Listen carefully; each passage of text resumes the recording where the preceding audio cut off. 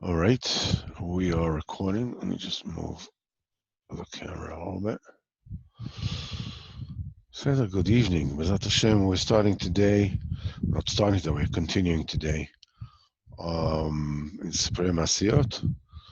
So, without further ado, let me just share the screen of where we're holding. Okay, just excuse me.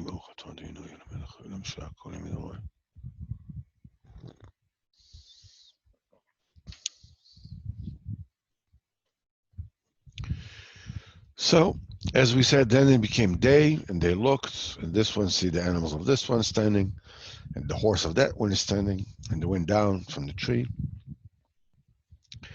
They started chasing this one after the animals, the cattle, and this one after the horse.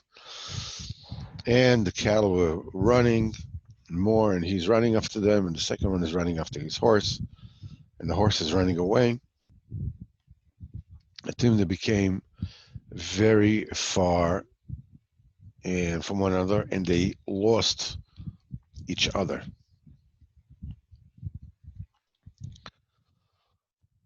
This becomes this is a very important point. They get together again, but the fact that they actually, there's a distance, this distant, and they lose each other. V'nitu ze mize.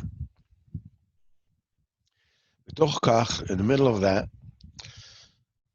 we're talking about the real prince. Matzah sakim lechem, he found a sack with bread. Ze chashuv meod meod b'midbar. This is very, very important in the wilderness. And he put the sack with bread on his shoulder, and he followed animals.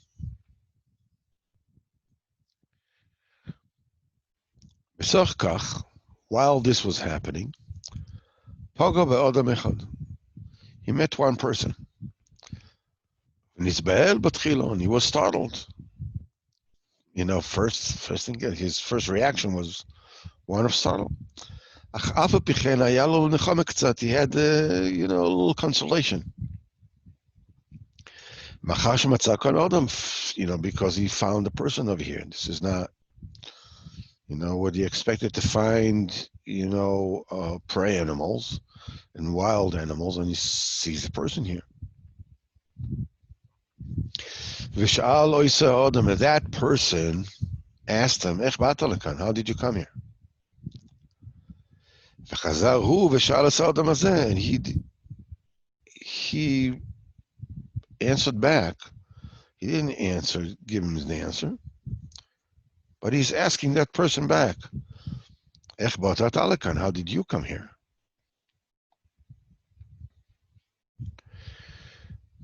This is me and my ancestors, my fathers and my ancestors, they all grew up here. But you, how did you come here? Because of this place, no human being from the normal world, from the habited, any kind of normal people's habitat that ever comes here. Then his bone became very scared. He understood it's not a human being at all. Because he's saying that his ancestors, they all grew up here. And he said that a normal person, never comes here. He understood that this is not a person at all. And even though, this one was not a person at all, who knows what could it be? He didn't harm it at all, and he was very nice to him. He welcomed him. That the person of the forest didn't do any bad, any harm to the to the real prince that went after the animals. Amalai, and that man of the forest, told the real prince, Mata Isakan, what are you doing here? And he answered him, he's chasing the cattle. And that person told him, stop chasing after your sins. It's not, these aren't animals at all.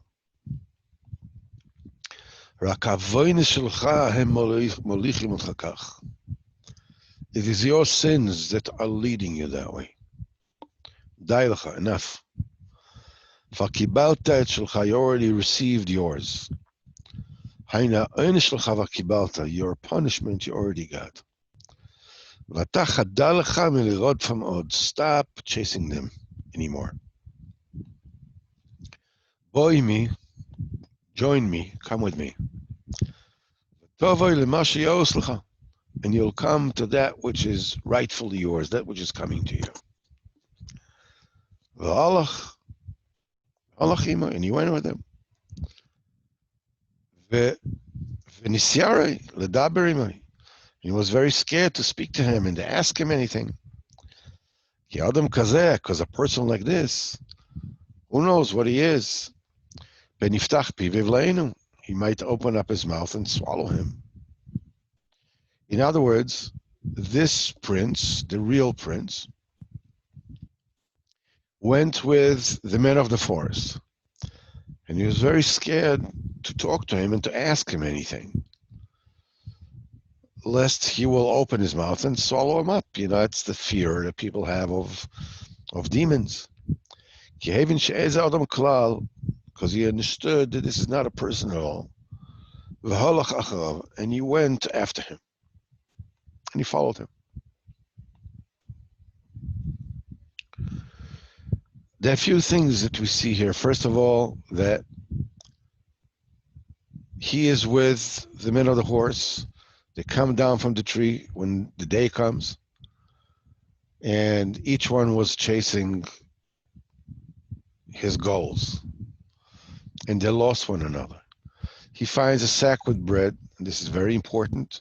He puts it on his shoulders, and he goes, continues the chase, finds this person. He, first of all, becomes scared, but then in a shtickle nachama, they find the person here. And he's asking, and that person asks him, how did you come here? And he is asking back, how did you come here? We notice the same thing happens when you first meet the man of the horse. The man of the horse asks him, how did you come? He doesn't answer. He doesn't tell him how he came. He doesn't want to tell him. He doesn't want to disclose everything, all his entire history. He asks him, how did you come here? He says, well, I'm from here. I'm a native here. But no mortal, from the regular world ever comes here. And says this is not a person at all. And then that person of the forest asks him, what are you doing here? He says, I'm chasing after the animals. And he says, stop running after your sins. These are not animals at all. These are your sins. They're leading you like that. Enough. You got yours. And he went with him.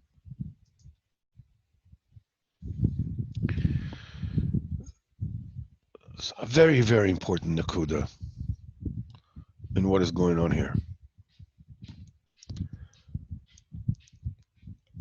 One of the things that we find extremely difficult to internalize is the fact that our life are guided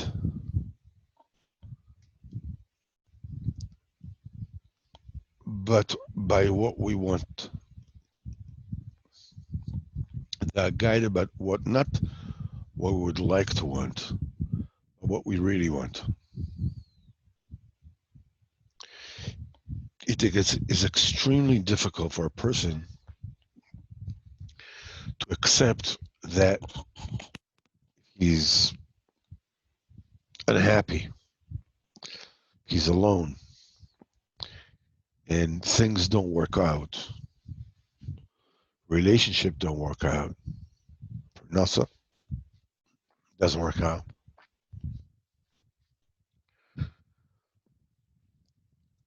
All these things are happening as a reaction to that energy that you put out, to that will that you put out. I mean, what are you talking about? I want not to have money. I want to live alone. I want to live misunderstood. I want to live with strife in my life.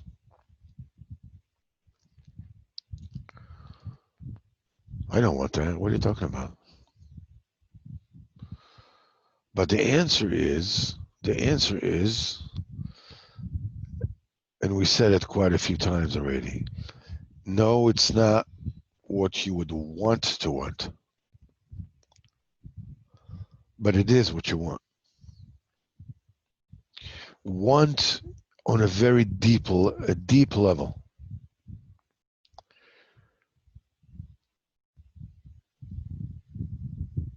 I want it because I feel safe this way. I mean, what are you talking about feeling safe?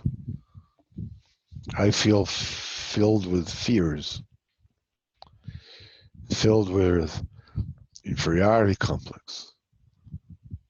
I, everybody argues with me. Everybody is hurting my feelings. You want to tell me that I want this? Again, it's not a want, a frontal lobe want. That is not a cognizant want of the aware mind. Obviously, of course, I don't like it. I don't want it. But deep inside me, this is what I expect life to do, to dish out to me.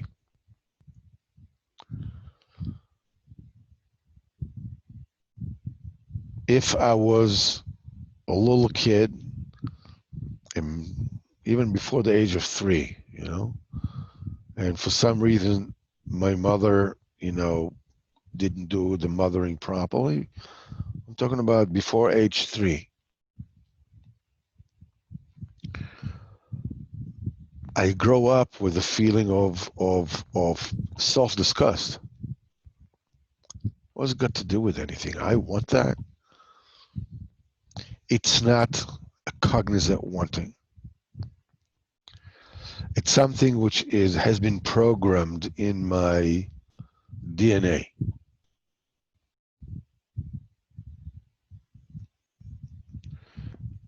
As a baby, the fact that I'm not hugged, the fact that I wasn't hugged, the fact that I wasn't, when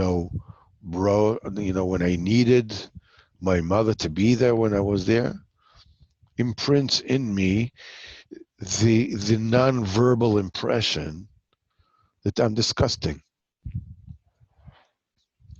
I disgust myself. Now, the things I cannot just go around feeling like I disgust myself.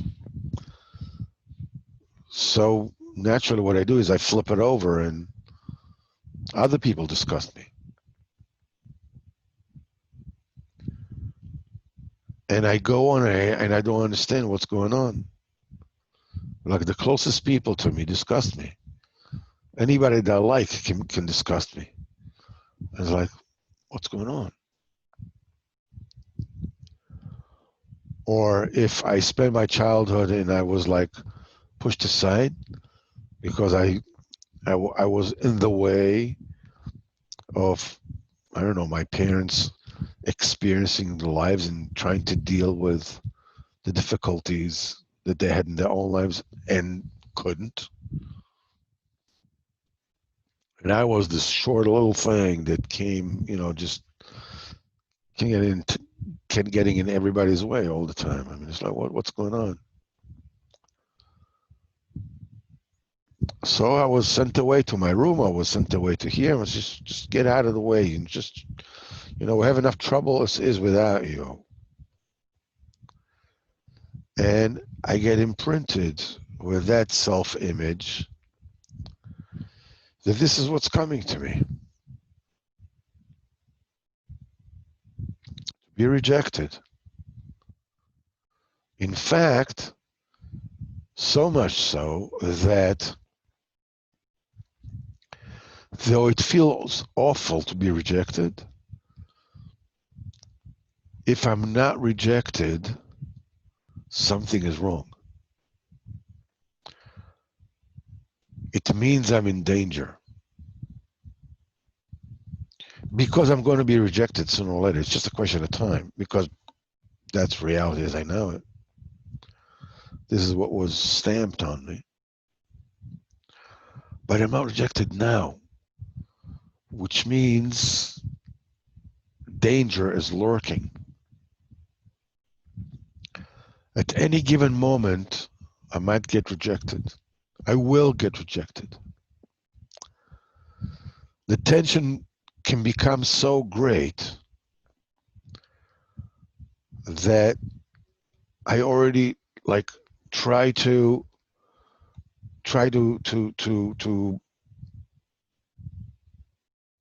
already cause them just reject me already. Of course, it's not in the frontal lobe of my mind. It's just something that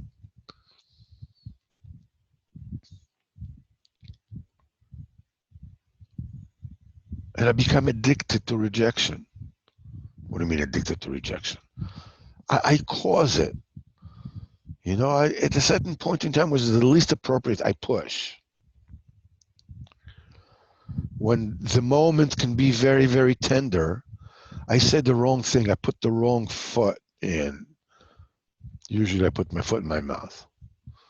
I said the wrong thing. I cause, and somehow something in me explains that the other party is not behaving properly and they're cheating me, they're shortchanging me, and whatever it is.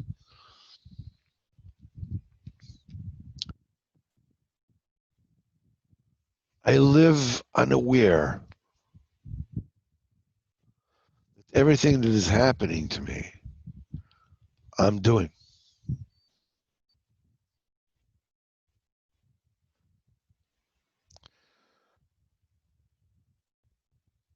If you were to ask me, my aware me, my cognizant me, it'll be totally the opposite of that. But of course, I'm kidding myself. Because if people would give me what I claim to want them to give me, the kind of love that I say I want to get, the kind of whatever it is, it'll be nice for a very short while. But it's not. Very quickly,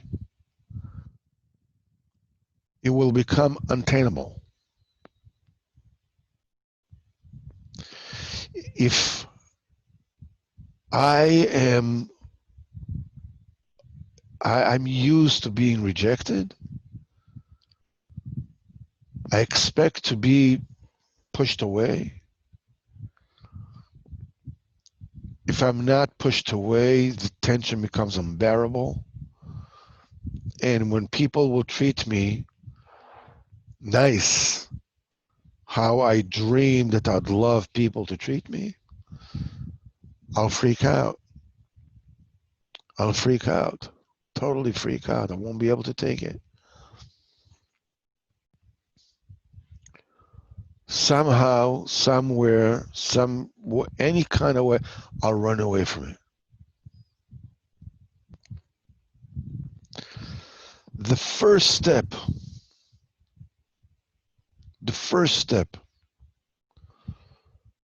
to free yourself from that is akin to the meeting that he meets with the man on the horse. which, as we will find out, that's the real son of the slave. That's that physical part. That represents my story.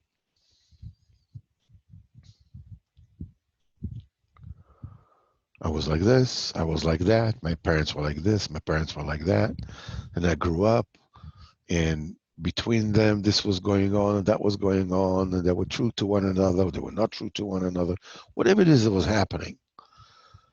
And somehow it looks like, you know, I'm a sculpture. My story is a sculpture that was banged with hammers, uneven hammers from different directions. And I sort of like came out all twisted and funny looking.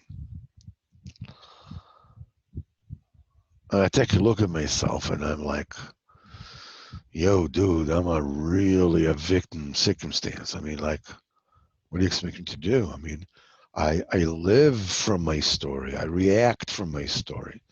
The first impulse is to come out from my story. What do you want from me? What's up? Meeting who you are and identifying what your story is.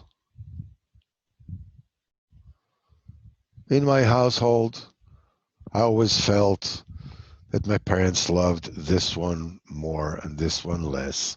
And I was number 3, number 4, number 1, number 0. I don't know what. Maybe I was the one that they say, from this one, nothing will ever come out. I don't know.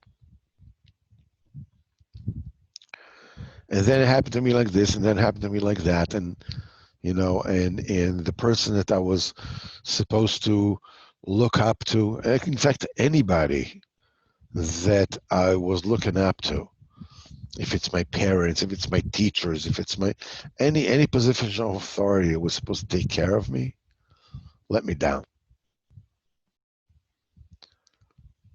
My father would make promises and never keep them. He would say that he will wait and he wouldn't come. Or my mother will do this, or they will do that, and whatever it is, I just couldn't understand what on earth was going on. And it's not even possible for me as a child to understand that my parents were going on through the kind of life that I'm going on now. And I don't have the answer. The same way that I don't have the answer to my story, they didn't have the answer to their story either. And they were trying their damnedest, but that doesn't make a difference to me as a kid. As a kid, I'm sorry, Mr. Father, Mrs. Mother, you were created to take care of me. All right? And that's it. I don't care what your problems are. I don't care whatever it is. You're supposed to get along. You're supposed to, father's supposed to make the money. Mommy, you're supposed to make the food. You're supposed to take care of me. You're supposed to love one another always. And lo and behold, what do I have? They're arguing, my mother and father fighting with one another. You know, and they're rocking my sense of security, like from the kids. To put the long story short, everything that supposedly could go wrong went wrong.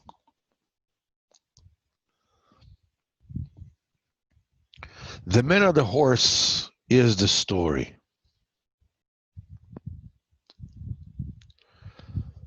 Meeting the Man on the Horse on the tree and talking to him and saying to him, as he said to the man on the tree, we will be together from now on.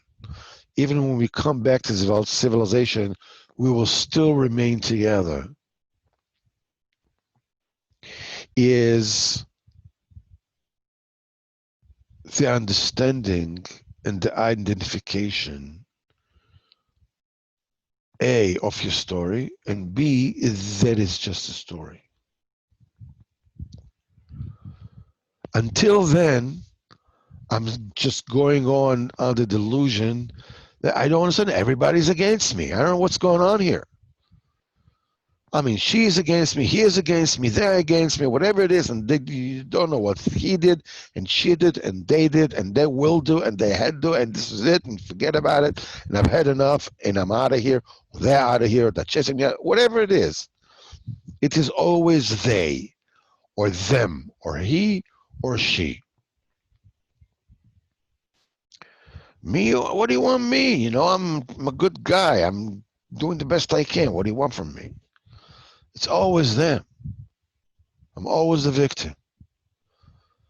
All this is what takes place while before I realize A, there's a story, and B, that it's just a story.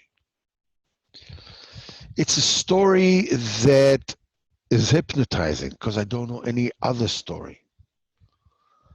I don't have a reality outside of that story. That's my life. That's my life the way I always knew them. That's who I am. That's who I think I am. Meeting the man on the tree, meeting the true son of the slave, is realizing I am one person and this is a story. Even though I still cannot do anything about it, even though I still cannot solve it, even though I can't even react out of character, I can't do it.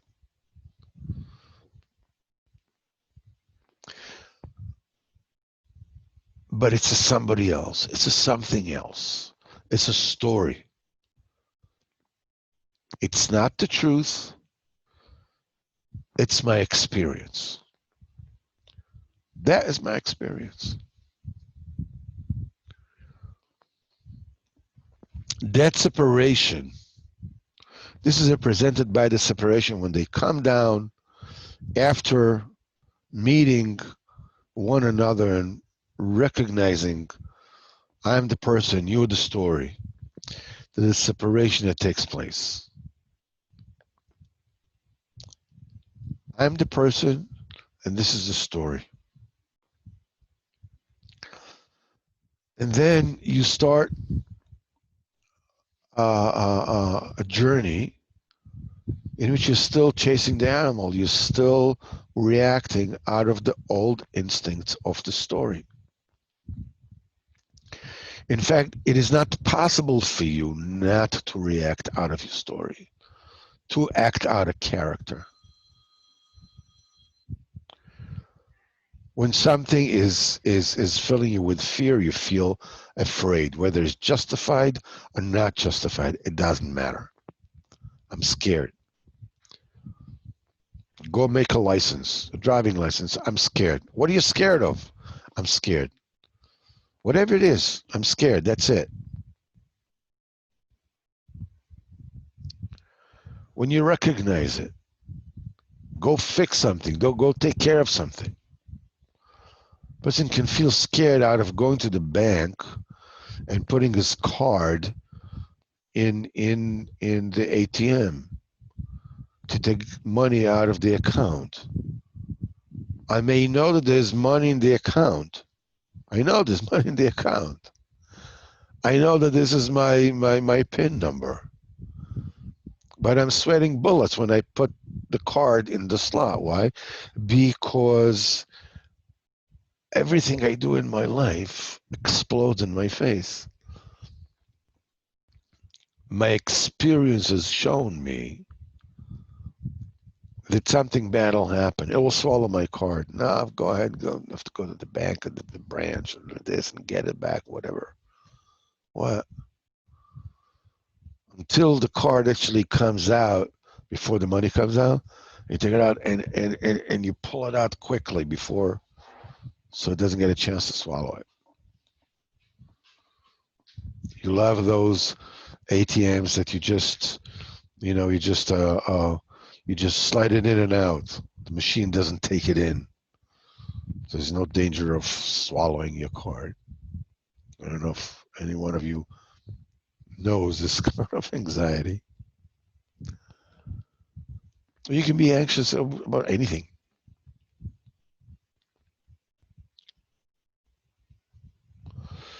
When he meets the man of the forest, who in this particular case means the tzaddik, means the das of the tzaddik.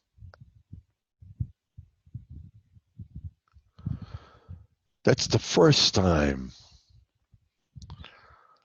that you are able to hear that he tells you, you no longer have to be the victim of your story anymore.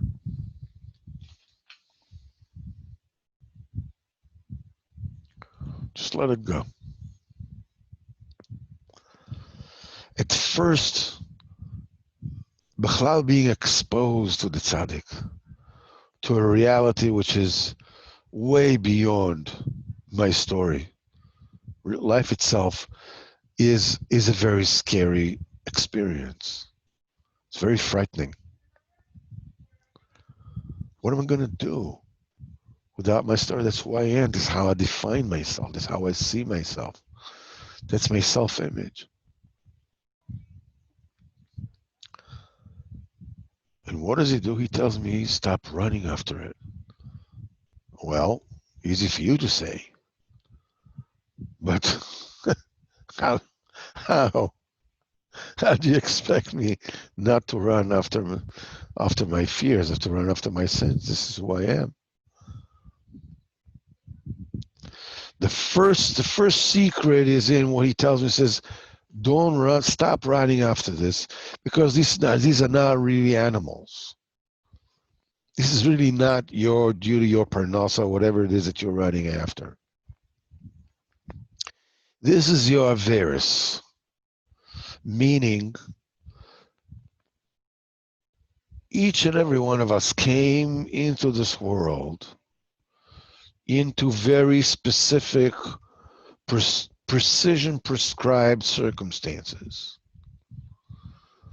that befit who we are, who our nefesh is, who our ruach is, who our neshama is, who our chaya is, and who our yechida is. Every incarnation, they change. All the different, as we said, nefesh, ruach, neshama, chaya, yechida of Asiya, and of Yetzira, and of Bria, and of Atzilus, and the Olam is beyond that. All these combinations, they change every single incarnation. Because you have to understand, as Rabbeinu says in Torah Hey, that every person, he starts in the words of the Gemara, that every person is supposed to say, the entire world was created for my sake. So Rabbeinu says, well, being that the world was created for my sake, it is incumbent upon me to look at the world around me, at reality around me, and investigate what it needs, what it lacks, and to fulfill whatever it lacks, and to daven for them, daven for the olam, to reality around me. And supposedly when you take a look at it, it looks like a very funny kind of observation. It's not exactly the social statement of the year. The entire world was created for me, dude. You see, you with everything is, you were created for moi. Just, you should know. Listen, I don't want to, I don't want to make you feel small or something, but just let you know that you're created for me, right? I mean, it's not exactly like. Second question, well, if the entire world's created for me, why are you supposed to say, what the heck are you doing here? You're supposed to say, the entire world's created for you? So who is the world created for me or for you? Besides the fact that we have three Abrahams here, plus a Moshe Ellis. So who is the world created for? And my wife is supposed to say that, my children are supposed to say, who is the world created for? That's question number one. Question number two, Rabbeinu says, Lefichach, therefore, since the world was created for me, I'm supposed to look at what the oilam needs and to see what they lack, fulfill whatever they lack. And it says Lefichach means it is therefore, it's a logical conclusion. Excuse me? What do you mean? Why is a logical conclusion? You can say, listen, that's the religious thing to do, all right? That's the righteous thing to do. That's whatever it is you want to call it. But that's the logical conclusion. Therefore, why? Why can't I just understand, since the world was created for me, all I need to do is just take whatever I want out of this world. It was created for me. It's like things which are in my pocket. We're supposed to ask somebody permission to put my head in my pocket and take whatever I want out. The world was created for me. So you can say, yeah, this is not a very nice way of looking at things, It's antisocial. All right. But who says that that's I'm supposed to take care of the world and take care of it and the responsibility, whatever it is logical, is more logical than me taking advantage of the world and everything it has to offer. Logically, why is one more than the other? The answer is what we said before. When you're going through the world, there is a give and take relationship that happens all the time. When you do something to somebody, that something is done unto you. If chas v'shalom you go ahead and you hit someone, spiritually you are being damaged, you're being hit. If you cheat someone, that someone was told something which isn't true. But I have become a cheater. Whatever it is that you do, that's on the not good side, but the good side is, whenever it is that you give something to somebody, when you say a good word to someone, when you perpetrate an act of kindness, you commit an act of kindness, perpetrate is for bad, okay. When you commit an act of kindness to someone, you are getting kind, you are becoming kinder. It's a two-way street all the time. Not only just on the level of deeds, but on the level of speech and on the level of thought. If I'm spending my time thinking things I should not, it corrupts my brain. It changes every single thing, changes me all the time. In fact, each and every one of us, the lives of each and every one of us, is almost like a kaleidoscope. Like as you turn it, the pieces keep on falling differently. The colors keep on falling differently. I keep on changing. We keep on evolving all the time. according to our choices. The choice what to do, the choice what not to do.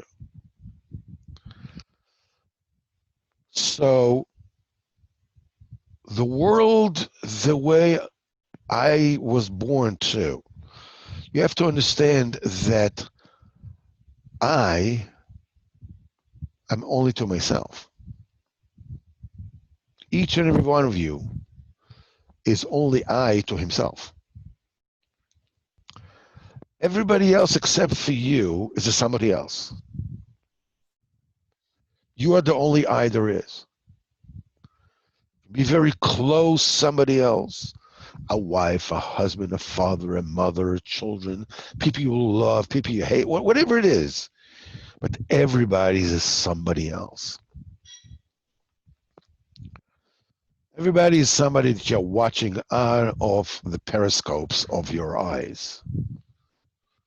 In fact, you are so much everything there is that when you turn your head to the left, the entire world is moving right. When you turn your head to the right, the entire world just moved left.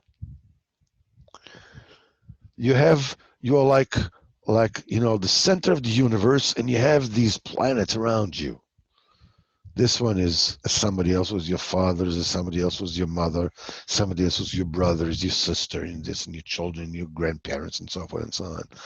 And then around that you have, another circle of stars or whatever it is, that is your cousin and your cousins and your nephews and your nieces and your this and your that, and your friends and this and that. And so it goes, another circle, until you get to the circle to all the people that exist during your generation, including China, Samoa, Kazakhstan, Vladivostok, Hawaii, whatever you want. You have a relationship, subtle but absolute, with each and every one of them. The very same way that the Gemara explains that all the stars are vehicles to bring down mechanisms that influence life in the world.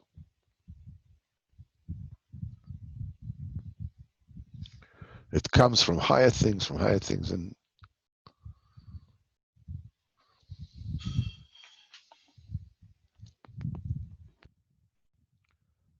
what happens is that we come to this world in order to fix our nefesh, ruach, neshama, chaya, yechida on all the different levels.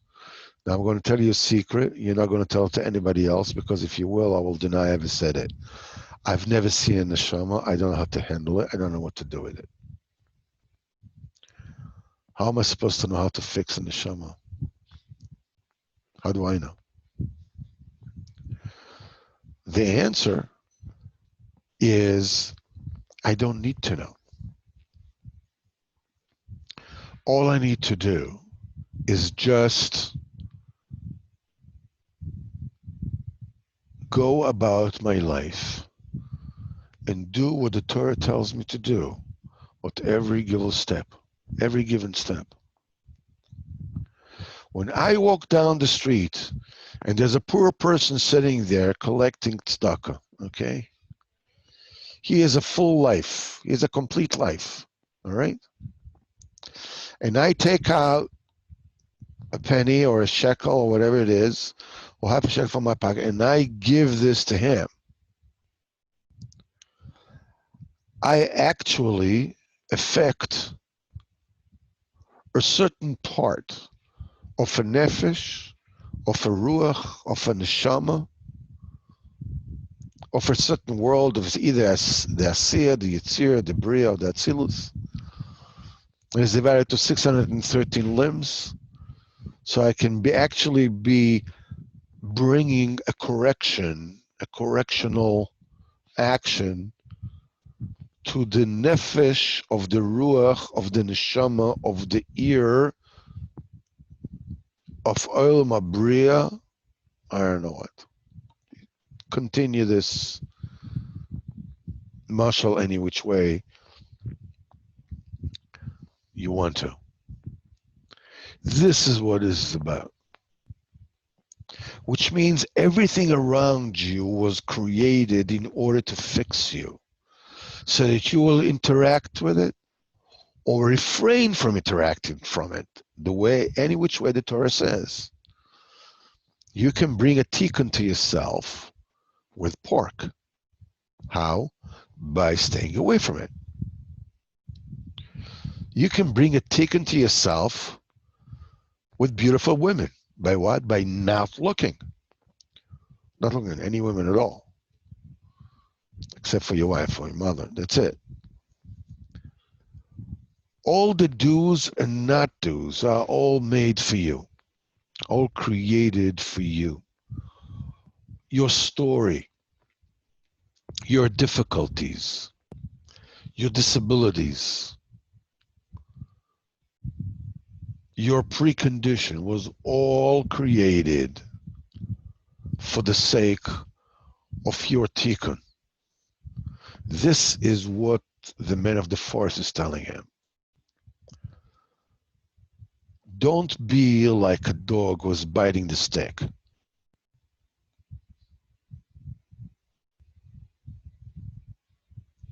Everything that is happening to you for your tikkun. All right, that sounds beautiful. Thank you.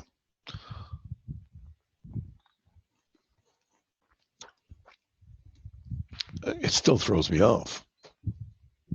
I still don't know what to do. What am I supposed to do with it?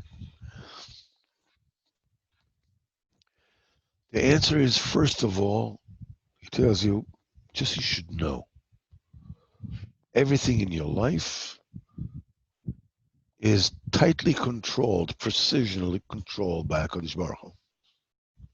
Don't worry about it. Yeah, but it bothers me. Okay, so tell HaKadosh Baruch Hu. Listen, it's difficult for me. It's hard for me. Whatever it is, I'm suffering. Whatever it is, tell him.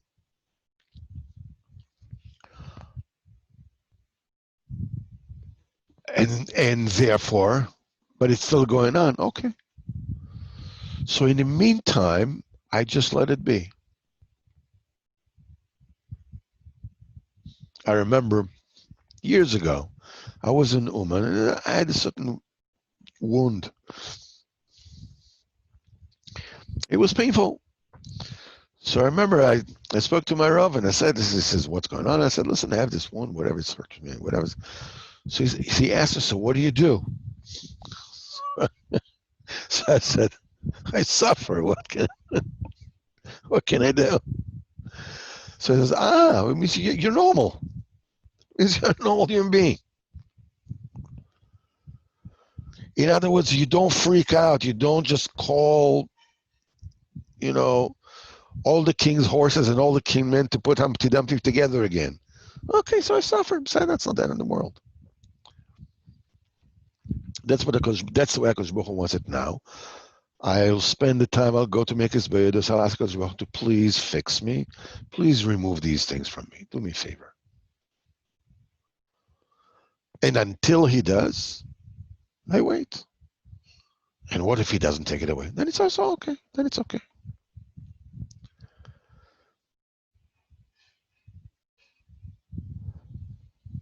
And he says, come with me. That's the way you go with the tzaddik. You understand all this blame game that you do, all these things that you're suffering from, you're trying to correct it and fix it and whatever it is. This is just, this is the fixings if you're on a show. This is just the fact that you're suffering from it. This is the punishment for the Averis. Enough. You suffered enough.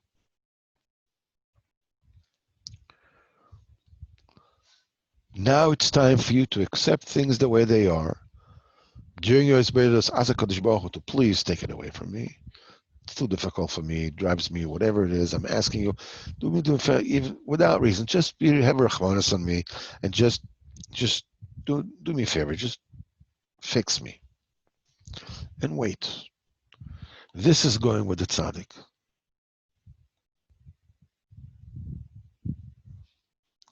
This is the way that you step away. You become free from your limitations. Your limitations, as we said before, are prescriptions. Your history, your story is prescription through which the kind of vice, the kind of crucible that your neshama had to get into in order to receive its tikkun in this world. That's it.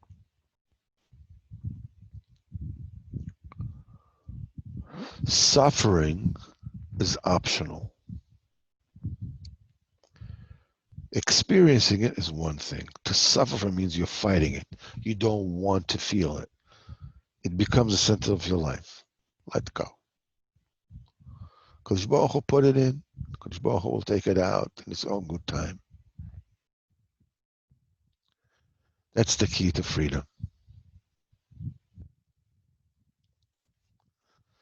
B'ezrat Hashem, HaKadosh Baruch Hu should help each and every one of us to be able to take to meet our story, to meet our life, to recognize what it is that we are suffering from. That's 50% of the cure. And the other 50% is to accept it comes from HaKadosh Baruch Hu. Whatever HaKadosh Baruch Hu does is good.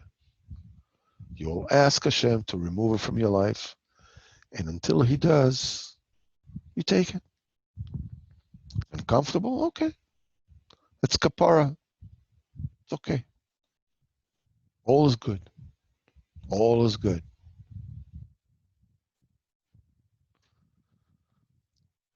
B'ezrat Hashem, we will all meet on Thursday. By the way, hopefully we'll make things easier getting on. The connection, B'ezrat Hashem, hopefully will be better. Some steps have been taken to rectify things, so we won't have to start, sending and resending and whatever. I wish all of you a fantastic week, a wonderful summer, and B'ezrat Hashem, only good, only good.